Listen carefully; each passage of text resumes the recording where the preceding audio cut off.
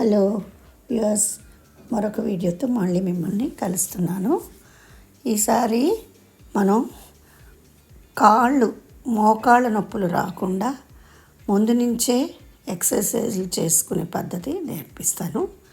ఇదేంటంటే మనకి ఇప్పుడు 35-40 ఇయర్స్ లోపే మోకాళ్ళ నొప్పులు స్టార్ట్ అయిపోతున్నాయి. కాబట్టి మనం 30 ఇయర్స్ వచ్చిన దగ్గర నుంచి కూడా ఈ ఎక్సర్సైజు స్టార్ట్ చేసుకుంటే మనకి మోకాళ్ళ నొప్పులు అనేవి రాకుండా ఉంటాయి అన్నమాట. దీనికోసం కొంచెం మనం కాళ్ళు కిందల ఆనని పైన స్టూల్ కానీ మంచం కానీ కూర్చొని దాని మీద మొదట ఒక కాలు 10 సార్లు ఎంత దూరం ఎత్తగలిగితే అంత దూరం చాచి దించాలి.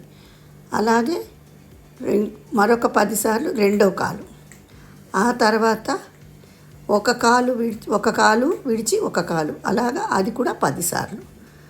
మూడోది ఏంటంటే మనం 2 కాళ్ళు ఇలాగ చాచుకొని మళ్ళీ దగ్గరికి కొడుతుండడం. ఇంకా నాలుగోది ఏంటంటే అదే కాళ్ళు ఇలాగ మెలిపెడుతుండం, అదొకటి. ఐదోది ఏంటంటే 2 కాళ్ళు ఒక సైడ్కి ఇటు అటు ఇటు అటు అవి ఒక 10 సార్లు చేయడం.